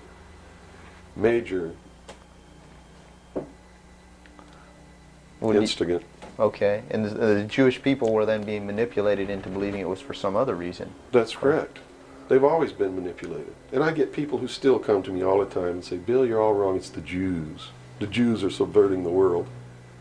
Man, it's not the Jews. It's not the Catholics. It's not the blacks. It's these men who belong to the ancient mystery schools, who meet in secret and decide the fate of the world. And they belong to all different races and all different nationalities and all different religions to the public point of view. But in secret, it's a different story. How about the European community? Here seems, based on your theory, another group of sovereign nations coming together to form one government. The European community, the EEC, was created by the Central Intelligence Agency, working through a lodge in Italy called the P2 Lodge. Propaganda 2 is the name of it, which is the intelligence arm of the Vatican. And Prince Bernhard, who is the leader of the secret World Council that controls these secret societies around the world, called the Bilderberg Group. And that's the truth of the matter. And well, during its creation, they just threw out Margaret Thatcher. She was really opposing this.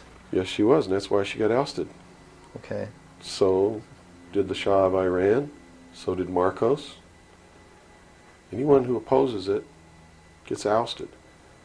That wasn't an overthrow of Marcos by the people in the Philippines. It was organized, instigated, and carried out by agents of the Central Intelligence Agency and the KGB. The overthrow of the Shah of Iran, our intelligence community is trying to tell us they didn't know anything about it. They didn't know what was happening. Bullshit. They organized it. They instigated it. They are the ones who caused it to come to pass. You see, because we didn't have a National Security Agency or a Central Intelligence Agency before the UN Participation Act was signed. And these organizations were created to bring about the one world government, the New World Order. And it had to be done in a manner that the people would not know that it was being done, and the only way they could do that was hide it behind the veil of national security. And the Cold War was a manipulation maintained to bleed the people of tax dollars to fund the creation of the police force of the New World Order, which is the Army, Navy, and Air Force and Marines of the United States and the Soviet Union.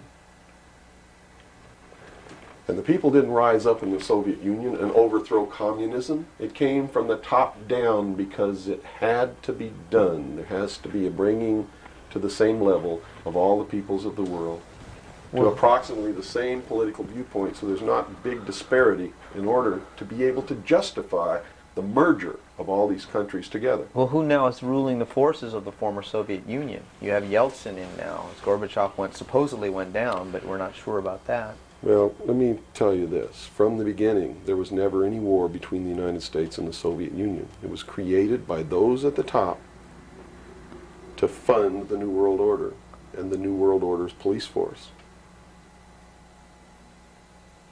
At the highest levels of all countries, they all belong to the same club.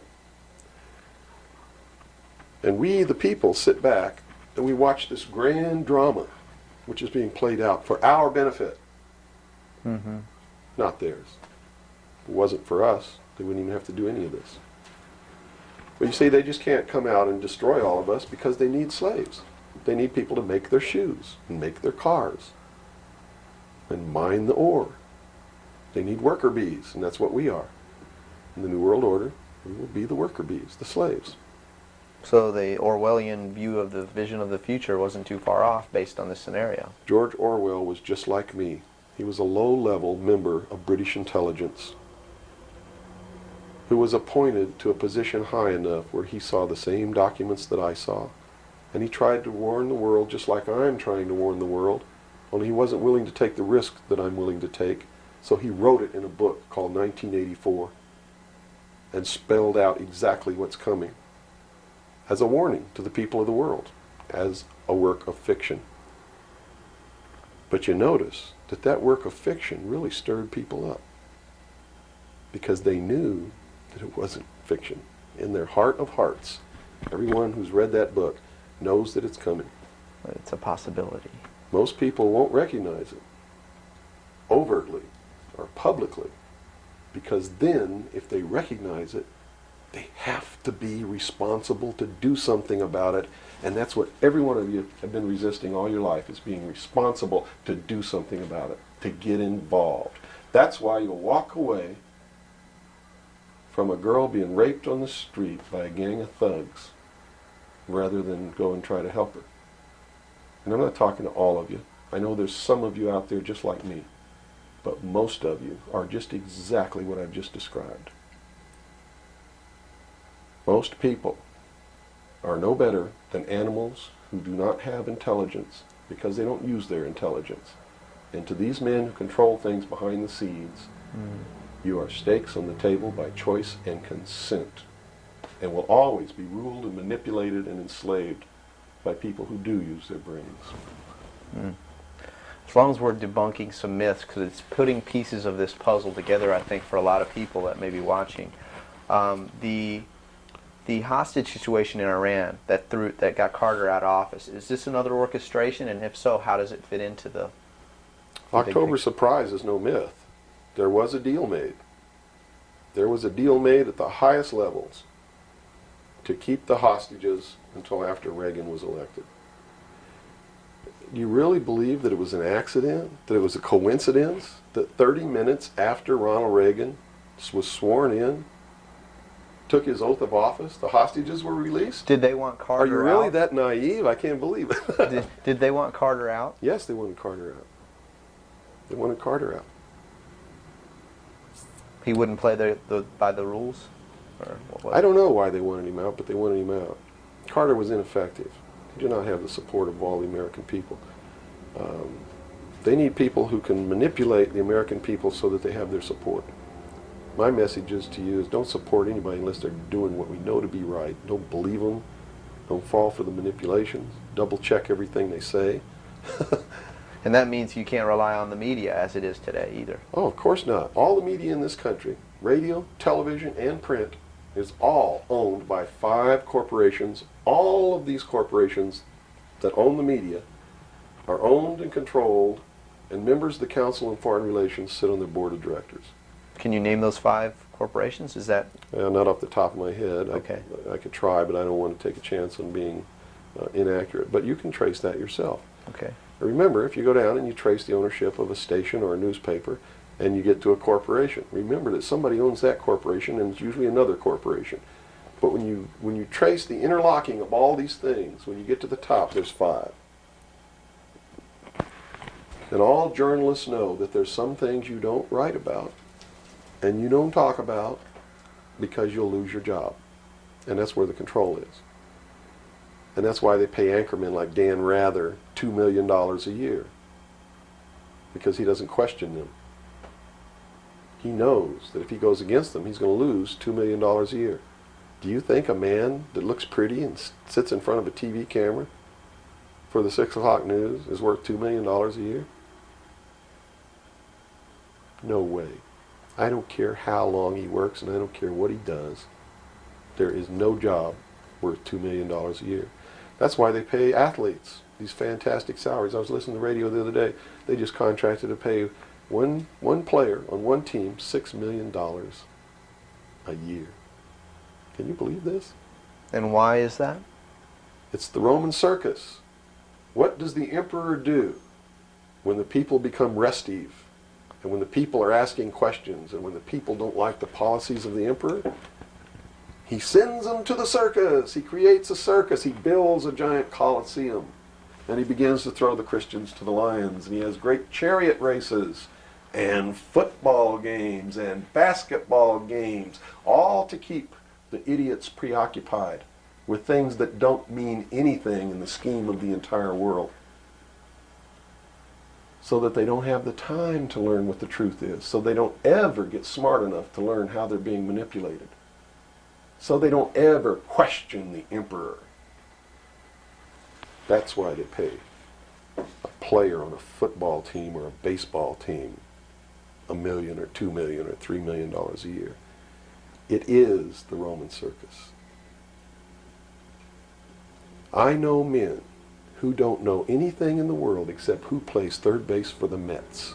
And they think that's a great accomplishment.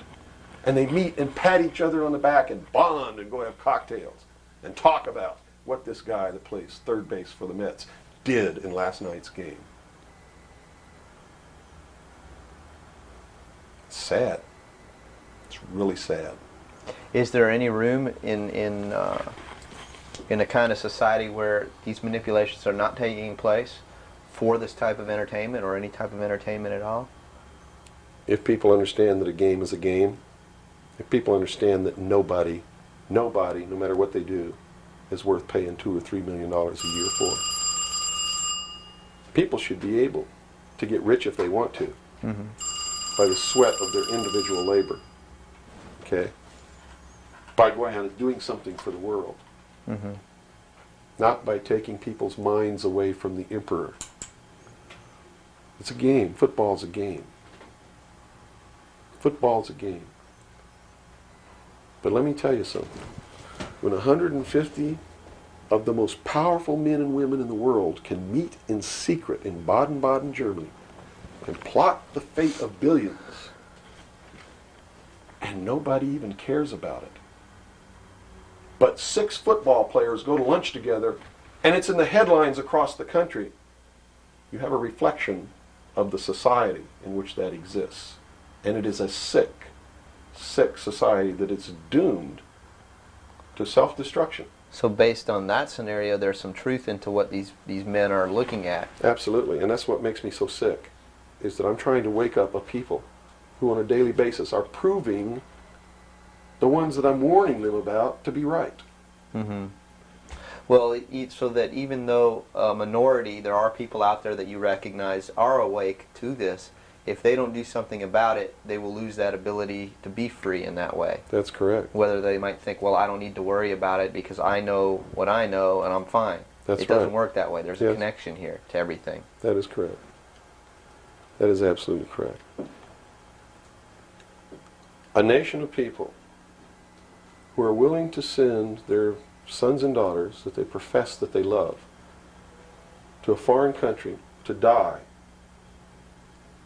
and they use the excuse to themselves that they're sending them off to defend our country, and they know damn well that's a lie, are doomed. It's funny, there's a parable, you said Ben Franklin earlier was even a part of this. Yes. A parable of Ben Franklin, I don't know if you're familiar with it. He paid too much for the whistle. He came up when he was a young boy. Are you familiar with that parable? No, go ahead. Where when he was a young boy, he was given an allowance, and you know it was a decent amount of allowance, and he was going to the store to get a toy. You know, he was very excited about that, and along the way he met some boys who had this whistle, you know, and he saw that, and he saw the little boys blowing this whistle, and he thought, wow, the greatest whistle, this is the greatest toy. He really wanted this thing. Mm-hmm. So without asking, he gave all his money away, you know, to these boys for this whistle, and he went home, and sure enough, he got very bored with it, and he had no more money to buy something that was really, you know, worthwhile to him. Sure. And so from that point on, he had a saying that said, you know, don't pay too much for the whistle. And I think somehow that relates here. He's also the one, when the Constitutional Convention was finished, when they wrote the Constitution and signed it, when it had been signed, he walked out the doors. Someone outside, I forget who it was, I believe it was a reporter for one of the newspapers in the 13 colonies, asked him, he said, "What have you wrought, Ben?" Ben looked at him and he said, "A republic, if you can keep it."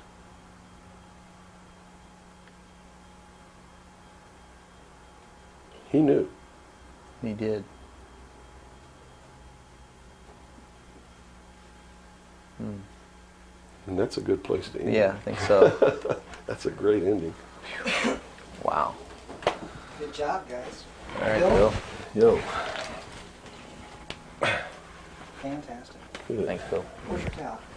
Right there. You're about ready for These lights are roasting me. Man. kill. I've already had my son. I'm ready for a bath.